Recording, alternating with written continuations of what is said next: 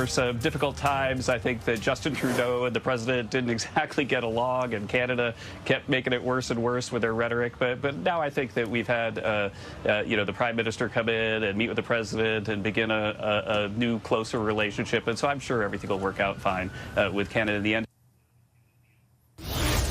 That was U.S. National Economic Council Director Kevin Haslett earlier today on the state of relations between Canada and the U.S.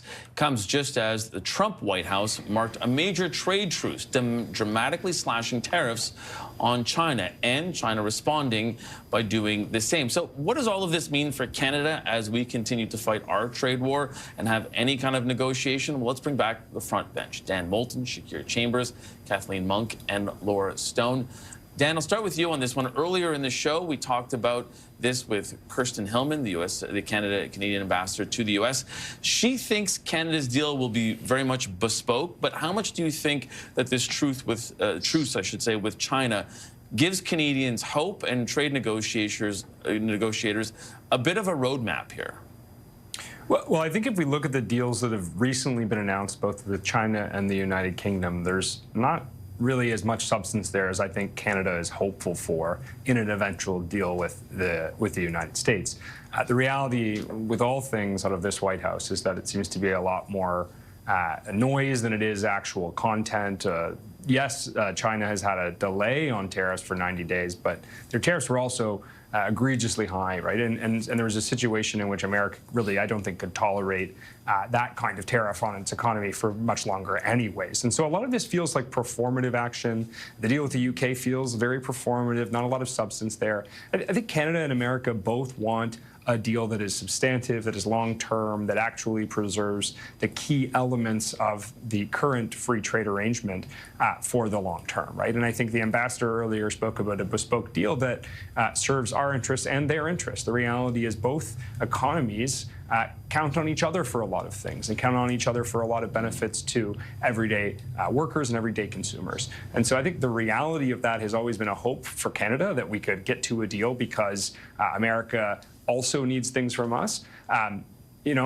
Last week at the White House, I think Carney and Prime Minister Carney and President Trump started to move us in that direction. And certainly, by all accounts, there is an opportunity for Canada to realize a deal. I think the hope is that it's a lot more substantive than what we're seeing in the current deal making out of the White House.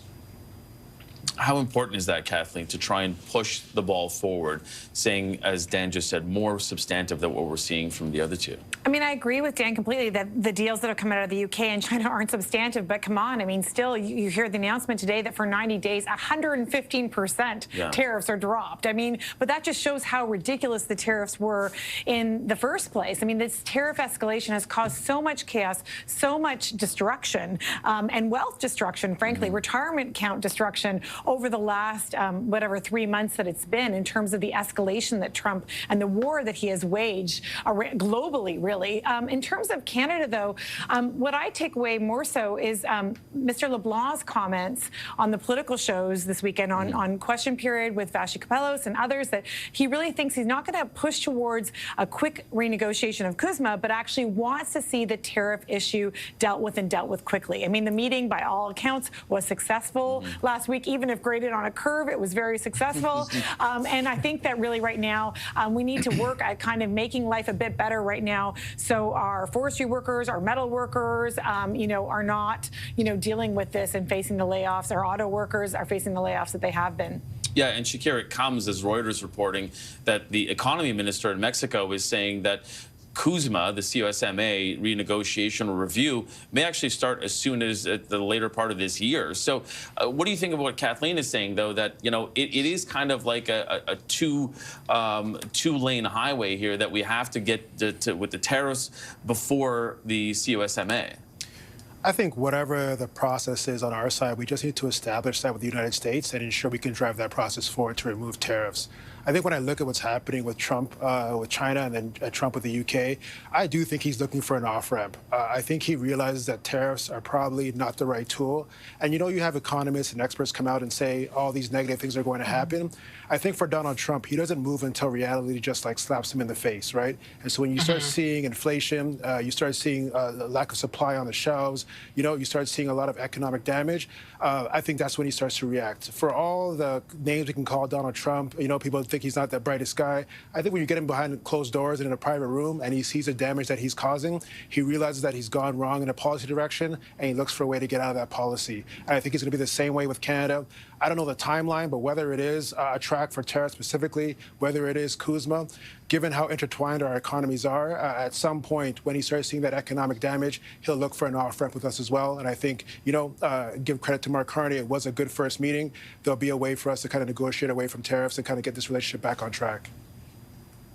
Yeah, and Laura, it seems like that off-ramp is a bit more of a sort of easy curve off rather than a hard right at this point. Well, look, President Trump reminds me a bit of my 3-year-old. He likes to break his toys and then get credit for putting them back together, even though he's the one who created the problem in the first place, right? Like, he's caused this mass chaos globally, and now he's reversing it, and he wants a pat on the back, and that seems to be the play. I'm not deep psychologically into what he's thinking, but I do think clearly the relationship with Canada has been reset. We saw that last week with Prime Minister Carney. There was something about Mr. Trudeau that rubbed Mr. Trump the wrong way on a very deep personal level. He referenced comments that allegedly former Prime Minister Trudeau told him that Canada essentially wouldn't have an economy without the United States or something. He seems to have run with that. We still have to resolve, of course, the sovereignty issue and the 51st state issue. And Mr. Carney tried to put that to bed last week. And I think it's still unresolved, to put it lightly, for most Canadians. But obviously, President Trump has much more respect for our Prime Minister currently, and he wants to reset that relationship, whether that's because financially, globally, the markets are crashing, whether that's because he's getting pushback domestically from his own people for the tariff chaos that he's causing. I think the signs are positive for Canada, and the Canadians and Americans are probably looking for a marker here, with which to come up with some new agreement, whether that is potentially this summer with the G7 meetings in Canada, that could potentially be a way for both countries to come to some sort of agreement or announcement or progress made on the tariff front, and to make some sort of joint announcement if Mr. Trump is genuine in his intentions of resetting this relationship with Canada now.